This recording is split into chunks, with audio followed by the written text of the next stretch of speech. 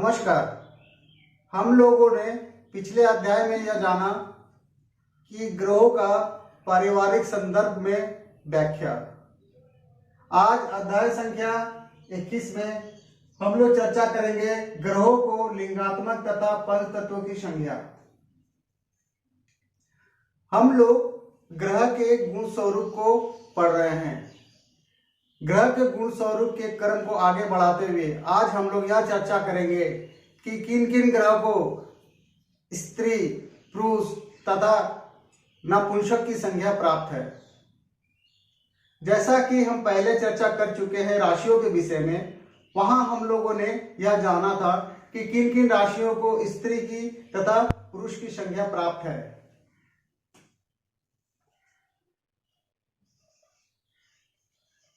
पुरुष की संज्ञा वाले राशि 1, 3, 5, 7, 9 तथा 11 संख्या वाले राशि को पुरुष की संज्ञा प्राप्त थी। स्त्री वाली राशि 2, 4, 6, 8, 10, 12 वाले संख्या राशियों को स्त्री की संज्ञा प्राप्त थी। ठीक इसी प्रकार आज हम लोग यह समझेंगे कि कौन कौन से ग्रह को स्त्री, पुरुष तथा नपुंसक की संज्ञा प्राप्त है।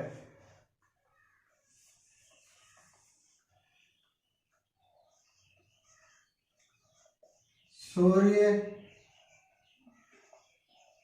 चंद्रमा, मंगल, बुध, गुरु, शुक्र तथा शनि ग्रह।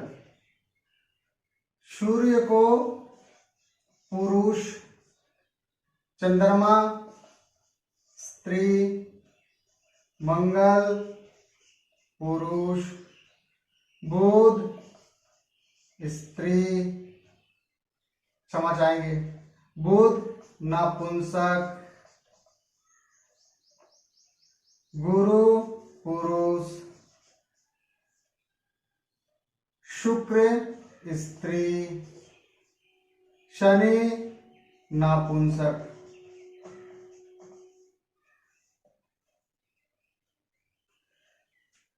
सूर्य को पुरुष की संज्ञा प्राप्त है, चंद्रमा को स्त्री की संज्ञा प्राप्त है, मंगल को पुरुष की संज्ञा प्राप्त है, बुध को नपुंसक की संज्ञा प्राप्त है, गुरु को पुरुष की संज्ञा प्राप्त है, शुक्र को स्त्री की संज्ञा प्राप्त है तथा शनि को नपुंसक की संज्ञा प्राप्त है। यहां सूर्य को पुरुष, चंद्रमा को स्त्री, मंगल को पुरुष की संज्ञा प्राप्त है। वास्तव में इसका अर्थ यह नहीं होता है। वास्तव में कोई भी ग्रह स्त्री या पुरुष नहीं होते हैं। सभी ग्रह सूर्य, चंद्रमा, मंगल, बुध, गुरु, शुक्र, शनि सभी ग्रह पुरुष होते हैं। यहां जो प्रयोग किया गया है, सूर्य को पुरुष की संज्ञा प्राप्त है, ये ग्रहों के गुण स्वरूप के विषय में बताया गया है। सूर्य को पुरुष की संज्ञा प्राप्त है, अर्थात सूर्य का जो गुण स्वरूप है वह पुरुषोचित के समान है। चंद्रमा को स्त्री की संज्ञा प्राप्त है। इसका अर्थ यह हुआ कि चंद्रमा के पास स्त्रोचित स्वभाव प्राप्त है। इसी तरह सभी ग्रहों को अपनी अपनी संज्ञा प्राप्त है। इसे हम दूसरे तरीके से भी लिख सकते हैं। आइए जानते हैं। पुरुष ग्रह।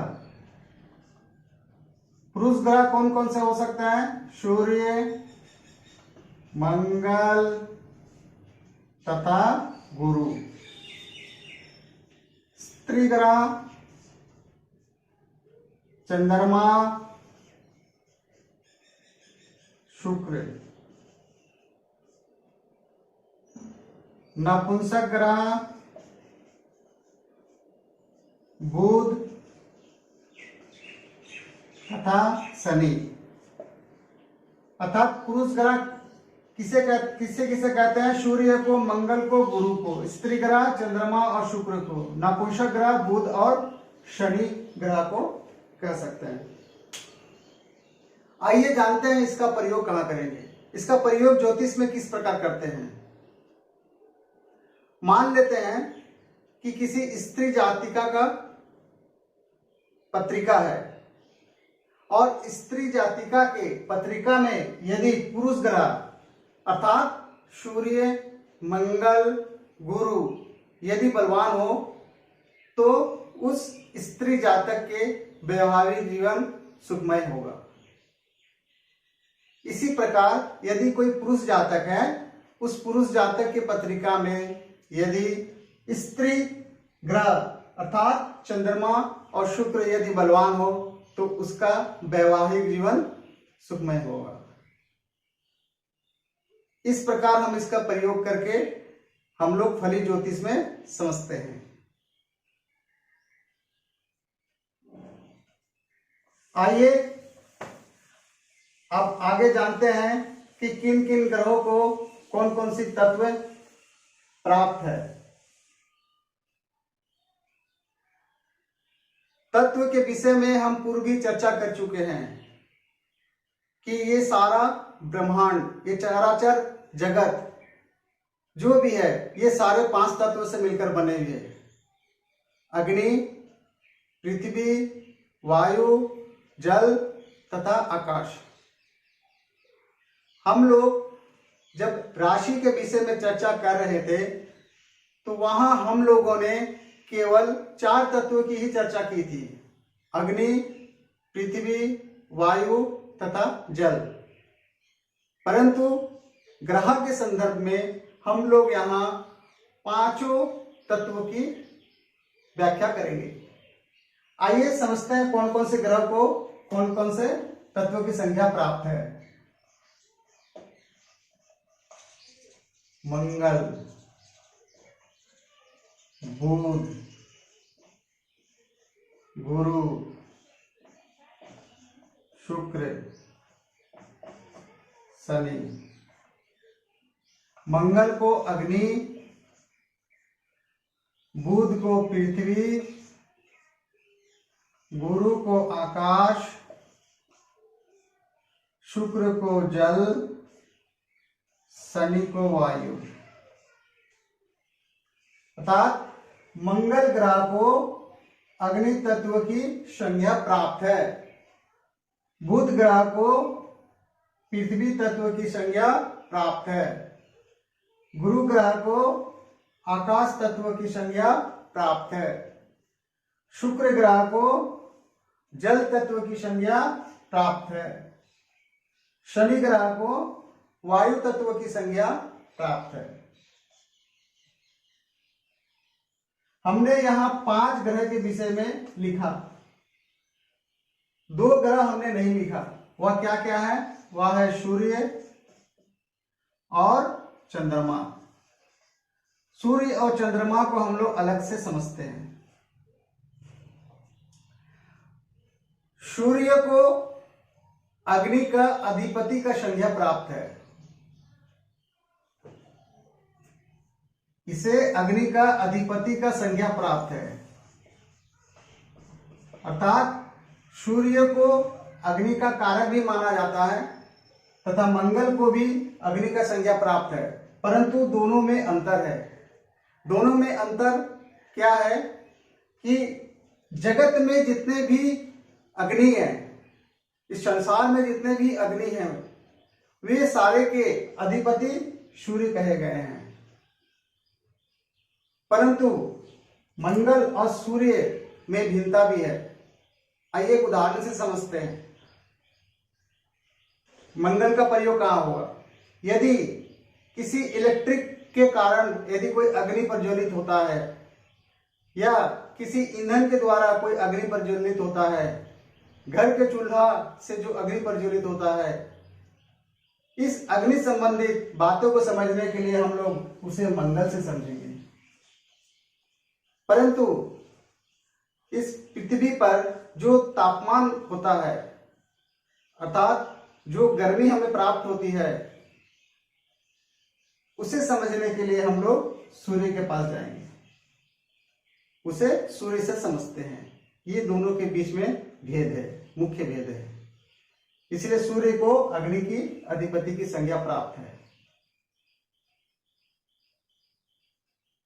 आइए अब चंद्रमा के विषय में समझते हैं।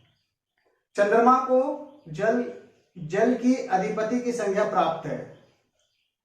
इस संपूर्ण जगत में, इस चराचर जगत में जितने भी जल हैं, चाहे नदी हो, झरना हो, समुद्र हो, हमारा शरीर के अंदर जल हो, हमारे आंखों के अंदर में जो जल है, आंसू है, ये सारे के अधिपति ग्रह किसे प्राप्त है? चंद्रमा को प्राप्त है।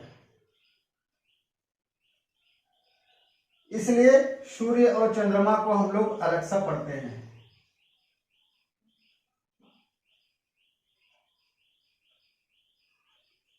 आज बस इतना ही रखते हैं। उम्मीद करता हूं कि आप लोगों को आज का यह ज्योतिष ज्ञान पसंद आया होगा। यदि पसंद आया है तो कृपया चैनल को लाइक, सब्सक्राइब, शेयर, कमेंट तथा बेल आइकन को जरूर प्रेस करें। आप लोगों को इस वीडियो को अंत तक देखने के लिए बहुत बहुत धन्यवाद। नमस्कार।